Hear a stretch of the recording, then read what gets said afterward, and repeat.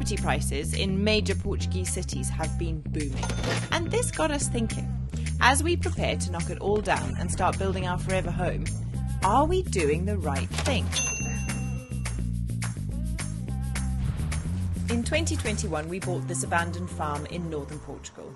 Over the last few years, we've worked hard, renovating, landscaping, homesteading, and shaping this patch of Portuguese mountainside into our family home.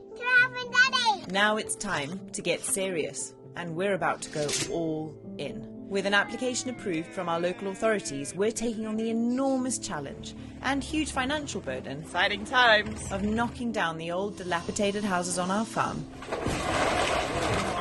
And along with a Portuguese architect and team of builders, building a traditional stone house from the ground up. Today we look at the numbers and the future, with the help of a Portuguese estate agent. My name is José, I am a director from Remax Advanced, and I'm going to tell the newbies how much this property valued. We learn if the money we've spent on this property so far has yielded us any profit, so there you have it. and if the money we're about to spend on building a brand new home is being spent wisely. Of course, there is a perfect argument to say that if this is our forever home, what does any of it even matter? But we all know it kind of does. So let's get started. Oh, and if you're new around here, then please remember to hit that subscribe button and the notification bell. It would be great to have you along for our journey.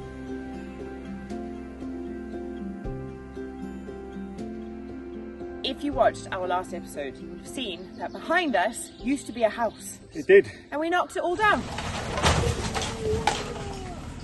Really, really exciting. There's nothing quite like a big digger coming and smashing down a house. Yeah, and it took 3 days from start to finish and for it to all be cleared. So the dream has actually started. We're about to start building a stone house here from scratch on our property here in Portugal. But before we do that, we have some really important questions that need to be answered. And so this episode is going to be unlike any other episode we've ever put together before. There are a whole bunch of YouTube channels out there selling the Portuguese dream. And for us, it truly is a dream. We're super grateful to be here and loving every single minute of it.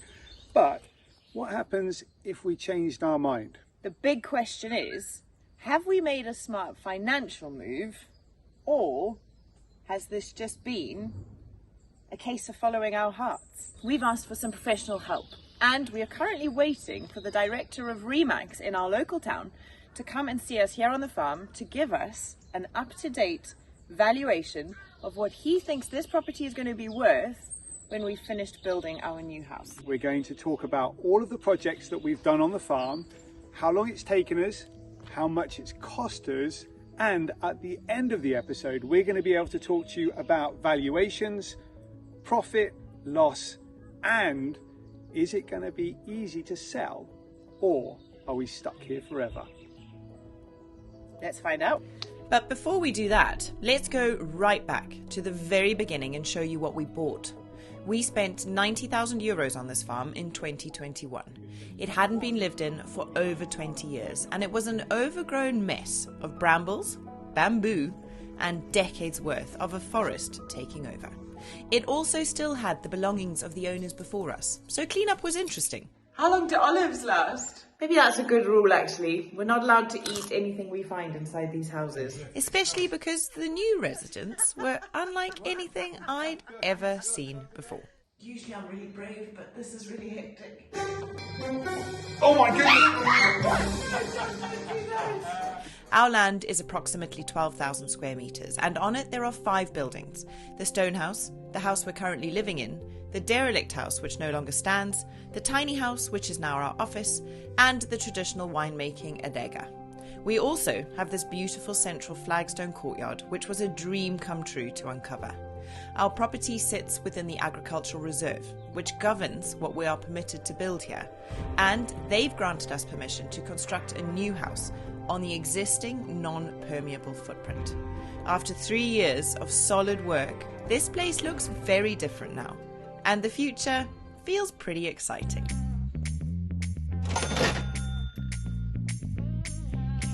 So there you have it. That's what we arrived to and what the farm looked like when we first got here. In that section were a whole load of clips we've never shared before, and I hope if you've been here for a while, you enjoyed seeing parts of the farm that you maybe hadn't seen before. But anyway, in this section, I wanted to talk about what we've done to the property since we got here, which we think has added value. John is going to run through what each of those projects cost us roughly, so that we can start getting a sense of the total expense of what we've invested in this property so far. And at the end of the episode, when Jose tells us what it's worth, we'll know whether or not we're in a hole or if we're doing okay. I think the first biggest difference that we made to the farm was, of course, the cleanup. The fact that this courtyard is now visible, and all of the bush and the forest that had taken over, all of the brambles and the vines that had gone crazy have been cleared. For anybody looking for a prospective property, that kind of clear up is pretty overwhelming, let me tell you. So that being done and the farm looking as open and as beautiful as it does now, I think does make a bit of a difference. We've now got the most beautiful views out over the mountains, which we didn't have before. And you can really see value in the various terraces that we have as you move around the farm. So there's very little doubt about what the most expensive project we've done so far on the farm has been, and that's this, the paralelos, or in English, the cobbled road that we've put down. It's cost us around about 15,000 euros, and it's made a whole heap of difference to the way that we access the property, and also to the way that tradesmen and deliveries access the property. It was an absolute prerequisite to get this in place as soon as possible, so that when we start building the main house over there, we're going to be able to get deliveries, products, all sorts of things into the property very, very easily, instead of lorries coming down a single dirt track road and reversing 150 meters back up it again. So 15,000 euros spent right here on cobbles and sand. This little building behind me was a huge project. It's what we call our tiny house, and we converted a damp, old, rotten storeroom into a beautiful home office and a little guest room. It was a massive project. It took months, but it turned out so beautifully. In this particular project, we recycled a whole bunch of things. We used some old doors that had been gifted to us by a lady in Porto to partition the room. We managed to find some really beautiful pieces of furniture, like a beautiful old desk and a bed off of places like Facebook Marketplace, and we've decorated it with a whole bunch of our travel trinkets and memories. And it's such a beautiful space to spend time in. And in this day and age of home working and remote working, having a dedicated outside home office is a real selling point. So I reckon, all in all, that little tiny house probably cost us in the region of about 1,000 euros to renovate. But it's meant that there's another usable building on this farm that is dry, that's beautiful, and that is now connected to the rest of it. So surely that's added a little bit of value, right?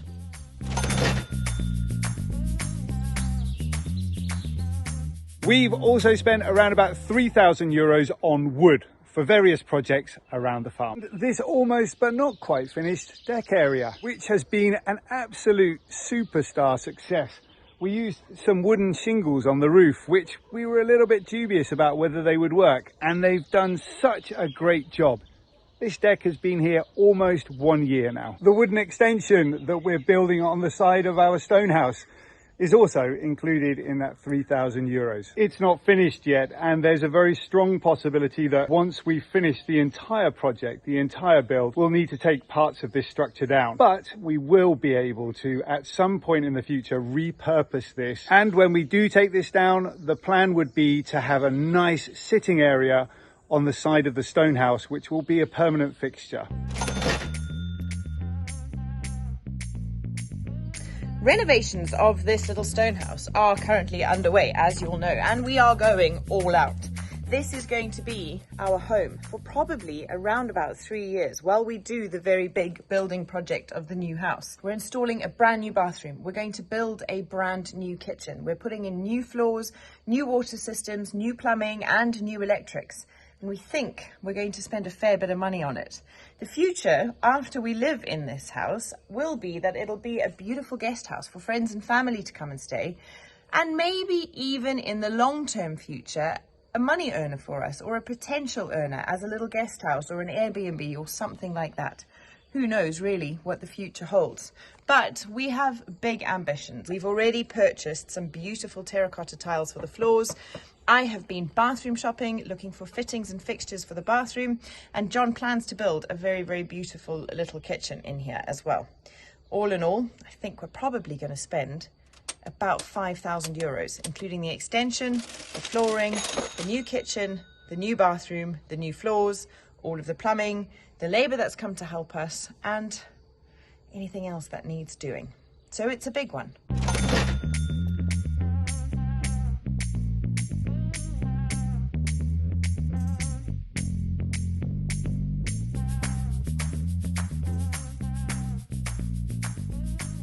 My pride and joy, the lawn area, has cost us probably somewhere in the region of all the grass seed, all of the connections, because we've plumbed a whole bunch of taps around here from the off-grid water system. The bio-fertilizer, that's not expensive, but it still all adds up. I think we've probably spent around about €600-700 on getting this lawn into the shape that it is. It's not including all of the time that's been spent down here making it work. We'll talk about time fairly shortly. It's a really big factor in the costings of this project. And while we're down here, let's talk about landscaping and these beautiful stone walls that we've put in place. Originally, when we first got here, there was nothing. In fact, this whole field down here where the lawn is was just covered in total bamboo, and it was a proper mess. We had to work really hard to clear it. And the slope basically just came straight down here. So we've put in a wall across there, and we've also put in a wall over there with some stairs on it. Looks really, really great. But that kind of landscaping, in addition to the landscaping that we had to put in order to be able to support the new road that comes down onto the farm, that's probably cost us around about between €2,000 and €2,500.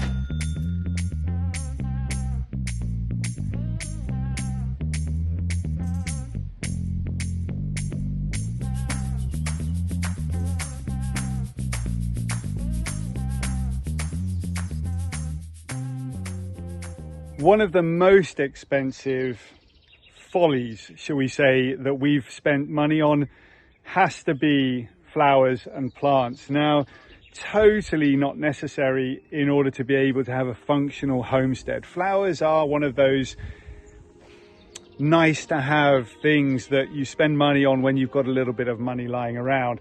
They're definitely not a prerequisite to having a functional homestead. They are, though, in my mind, a prerequisite to happiness, because flowers make me really, really happy. I love planting them.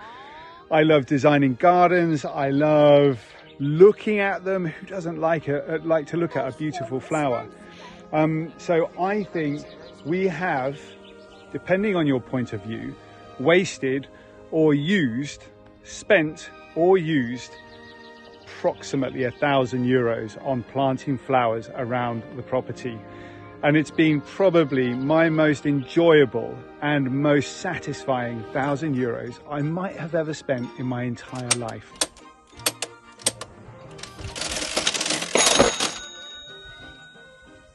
Whilst we're talking about flowers, great time to talk about the olive trees that we moved from the middle of an overgrown forest around about 2 months ago.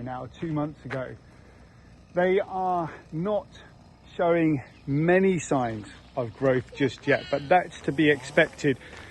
We are kind of fully expecting full growth or shoots of growth to come towards the end of the summer.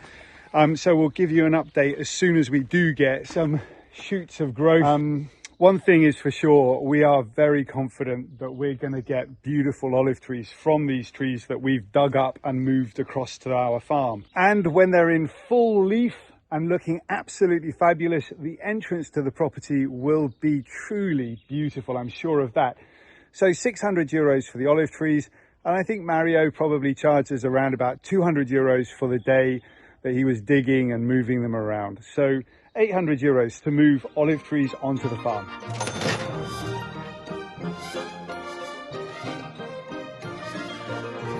It is a bit of a mess in there right now, and the boys are enjoying themselves, so I don't want to disturb them, but it would be remiss of me not to mention the renovations and the work that we've done in the current house that we're living in. First and foremost, that beautiful, beautiful kitchen that John built for us. Gosh, it must be nearly 2 years ago now. He built it all himself, but we bought all of the materials that we needed, and we installed new things like a new oven, stovetop, fridge, and a beautiful farmhouse butler sink. It was a long process, and I remember when John said to me that he wanted to build his own kitchen, thinking, can't we just get a prefab one from somewhere where it would be really quick to install? But it was so beautiful to watch his creativity come to life, to see what he had envisaged kind of come to be. And he had always held a dream of building his very own kitchen. And now that he's done it once, well, he can do it again in the stone house and probably in our new house when that comes to be. So it's just worked out really, really beautifully. He's built a whole load of cabinets. He installed our own drawers. He did all of the plumbing ourselves as well.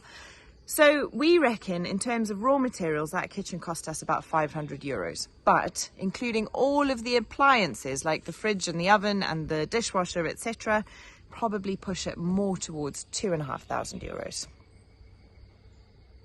Which isn't bad for a beautiful custom-made kitchen. You'd pay a lot more elsewhere in the world.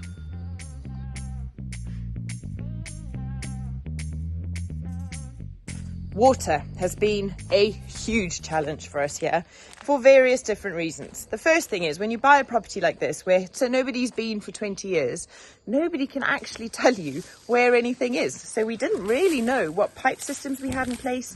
We didn't really understand the water that we had in place. We knew that we had off-grid water in the form of our well and our spring, but we didn't know where it went, how it flowed, how it was kind of connected, or if it was even connected. Anyway, we have slowly, over the last 3 years, figured it out like a puzzle, bit by bit.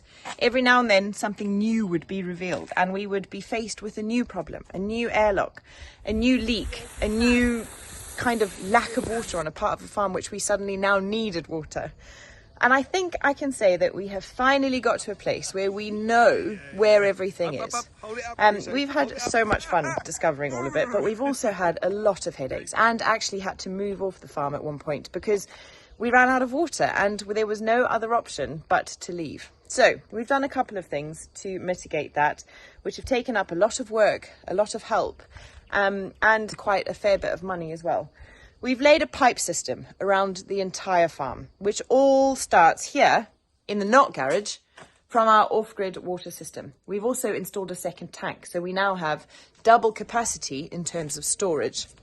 The pipes run all the way down to the lawn. They run all the way down to the lower orchard. They run also to the top of the farm and where the kind of new road is and where John's been planting that big hedge so that we can get a bit more privacy. I also now have a tap at my greenhouse and we've started digging a biopool, which will serve two purposes. One, to enjoy as a swimming pool, and two, to store even more water to see us through the dry season. John's installed a new irrigation system on his lawn and, well, I think we're just about there. I say that, there's probably still heaps to come.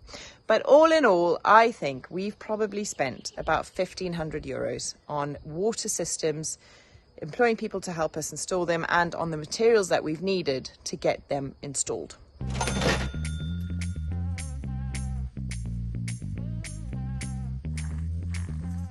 Another couple of small kind of life admin type things that we needed to do when we first moved onto this property.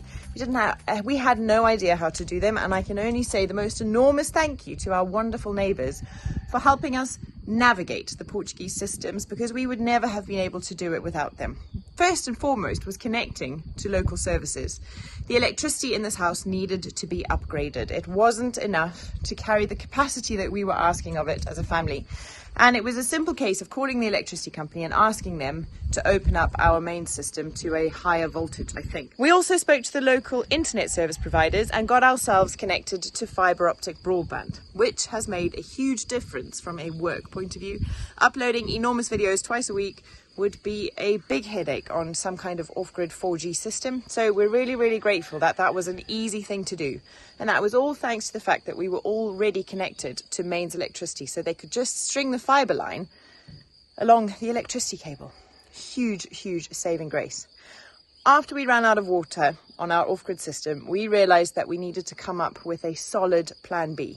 Our ultimate aim with this property would be to try and live a completely off-grid life, but the off-grid water system is not enough to sustain us. So we made the decision to connect to the mains, at least for the houses, but continue to run the farm off of our off-grid system. We investigated various different ways of connecting to the mains water. The current connection was just up here at our neighbour's house, and we needed it to run all the way down the road 2 hours. The initial quote that we got was in excess of 10,000 euros.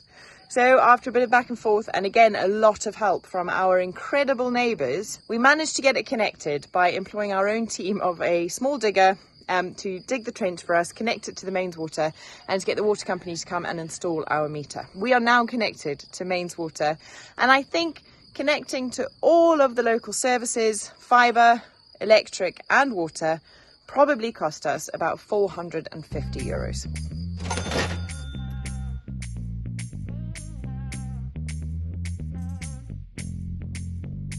One of the biggest draws for me to this life in Portugal was the chance and the possibility of being able to grow our own food to feed our family. And well, here we are. My veggie garden is just about ready to get everything out of that greenhouse and growing for the new season. So we've spent a fair bit of money on getting it all set up. We've had the tractor come a few times to get the field ready. I built a greenhouse, which is not the best one, but it's there and it does what it needs to do.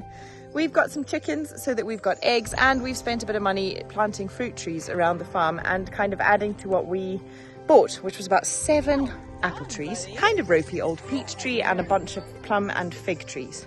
So we've planted pears, nectarines, peaches, Sharon fruit. I'm trying to think what else we've got. Cherries, apricots, and lemons and limes. So hopefully in years to come, we're going to have a bountiful amount of fruit coming off of our trees.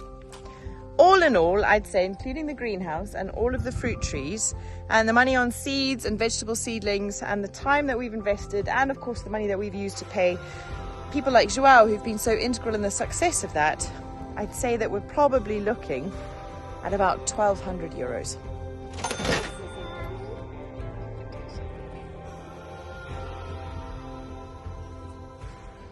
Right, so before we wrap up this section about how much we've spent on the property, a fun calculation John and I wanted to do was our own man hours and what those would be valued at. And we based our value on an average minimum wage that you could expect from an average taken from the United States, Europe and the UK of about 10 euros an hour.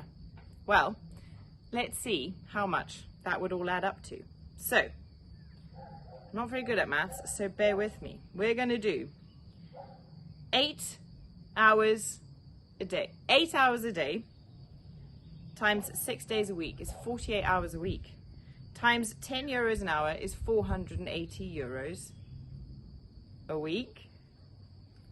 This is right, isn't it? It's 480 euros a week. Times 52 weeks is 24,960 euros a year.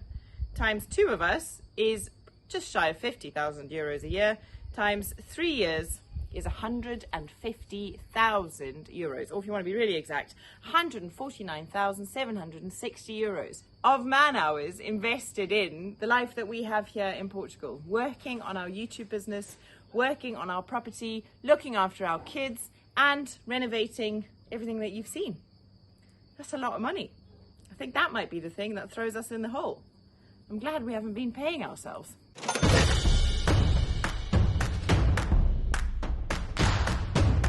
We have saved quite a lot of money in various and associated places. For example, that lawnmower down there. These totally awesome Rio Link security cameras, solar panels and power boxes. Super handy to have around. Our off-grid water filtration system, really useful, especially before we were connected to the mains water system. True classic. Thank you very much to you guys too for providing me with all the t-shirts and other bits and kit that I could ever possibly need. So thanks so very much to all of you out there that have been clicking on links and buying products that we've been recommending. It's so very, very helpful to us. And we are very, very grateful to the sponsors of some of our videos and also to you guys for helping make YouTube our full-time job so that we can do these projects and spend time with our kids. Brilliant.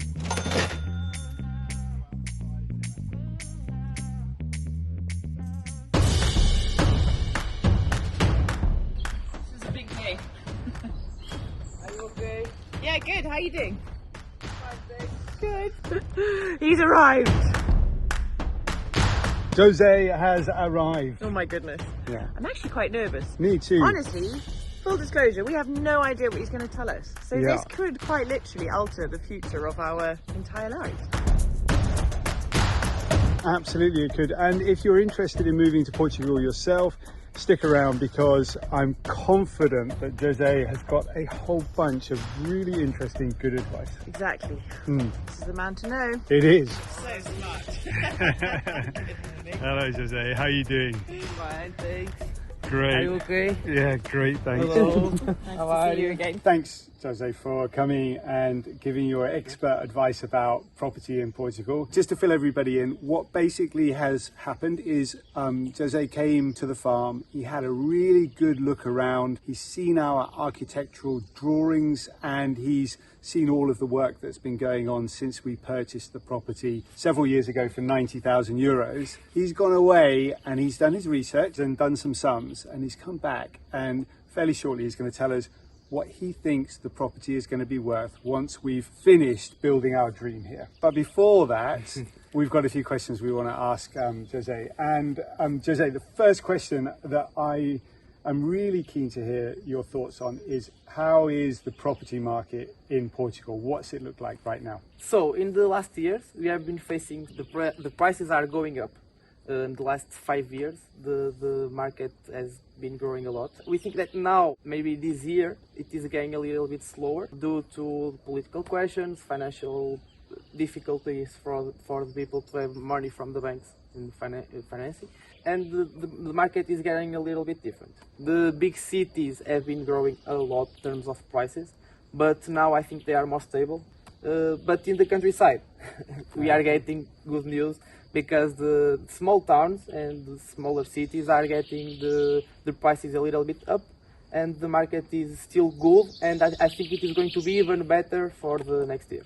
That's good news. Yeah, that is good That's news. really good news. So that would be good news for people that are buying property a little bit outside of the bigger cities. The prices on the countryside are still the same, but they are slightly rising because the prices in big cities are so high. People are coming for the smaller towns to live, and I think even some people are starting to value more the nature. It's a very loud little bird, isn't it? It is, yeah. It is, but I'm delighted that bird's with me, hanging out. I hope you guys out there are enjoying it I too. wonder what he is. He's so sweet. I can see him. He's very pretty. We're underneath the trees. We're basically, this seat that we're on at the moment is in the bedroom of a house that we've just knocked down. Yeah. Yeah, it's a beautiful location, and this will be the location that we will be building our new house on top of.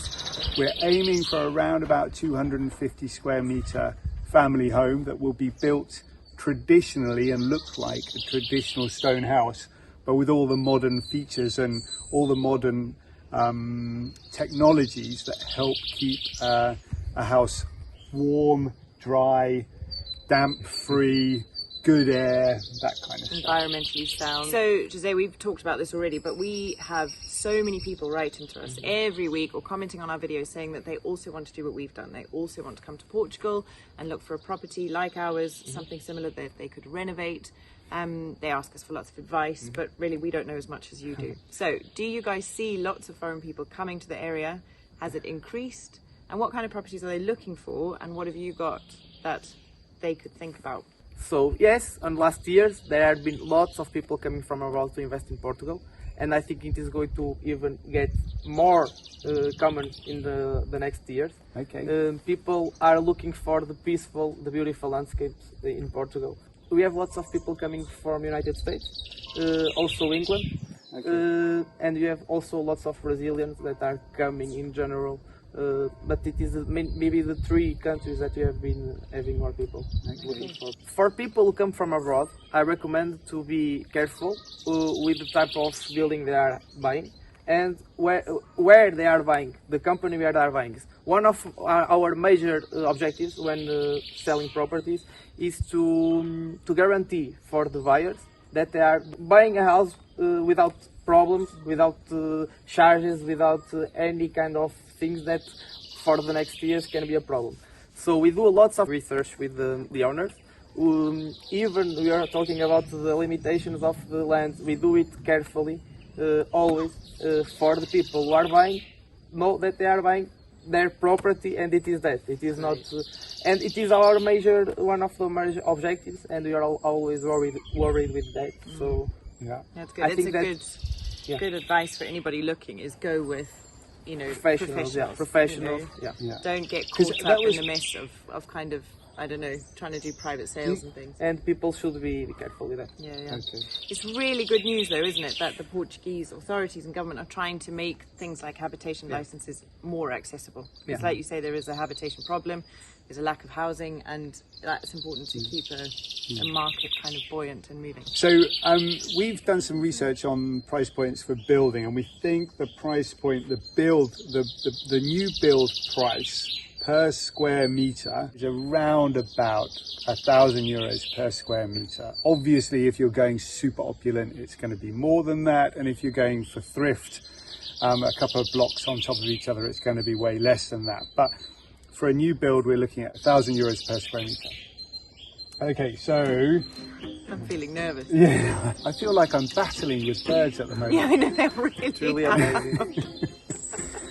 Earlier on in this video, we listed all of our expenses and everything that we've added so far to this property. We've spent quite a lot of money so far, and if you include our own personal labour, which we talked about earlier on in the video, well, we're probably facing a rather large pot of doom. Sometimes though, and before we get into the price point of everything, sometimes purpose is more important than profit. And what we've found in coming to Portugal is that the purpose that this property has given us has far outweighed any kind of profit that we could possibly be thinking about making here.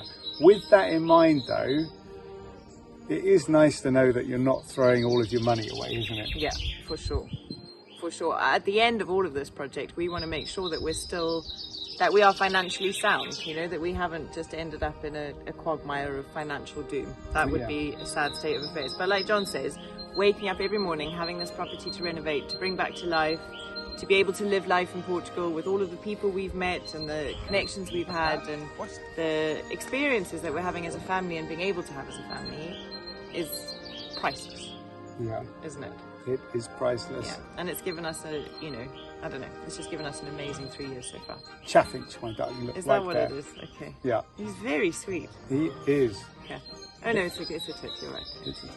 Okay. Anyway, sorry, bird watching. Bird watching. All right. Okay, so is Mario it time for the big question? Yes, let's do it. What have you got in that file? So I have did some research. I am starting by congratulate you for the project you are doing. It is truly amazing. It is the type of things that I think that it has more value than the money we talk about, like we have said before. It is not just a question of money, it is a question of living, a question of experiences. And in the final you can sometimes earn some money, sometimes it is on the same value that we have spent, but I think it is truly amazing what you are doing. Thanks. We have some calculations for the market, and we have. So, I have not seen the houses are not already here. It is not here yet, but for this type of house, for this type of construction, maybe I would say that the house can go.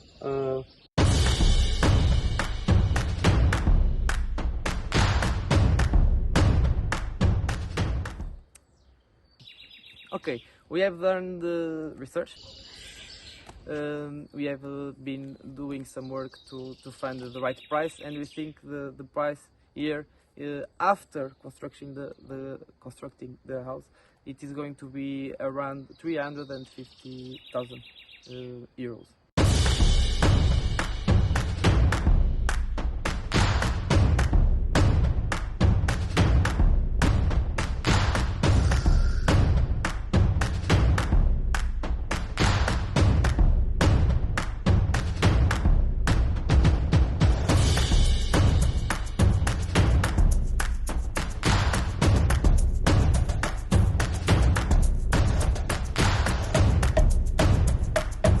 There are some different details that we are not seeing on the project that can value the house a little bit more.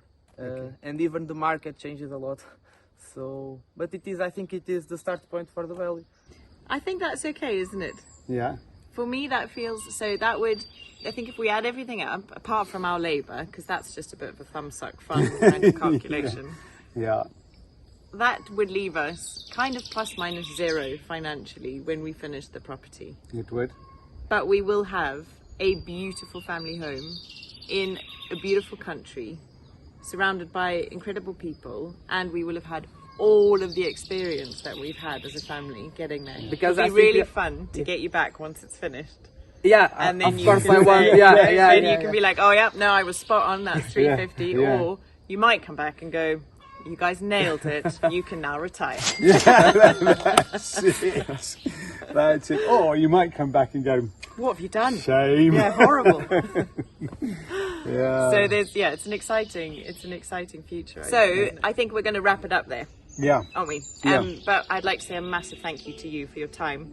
Jose came over on a weekend the first time to have a look around. We really, really appreciated that. We really appreciate that he's been up for the project, being up for being on camera, for talking to you guys. And if anybody is looking for property in this area or for some advice when buying property in Portugal, we'll list all of his details in the description below so that you can get in touch with him, you can drop him an email, have a chat, and hopefully he can help you find your piece of Portuguese paradise.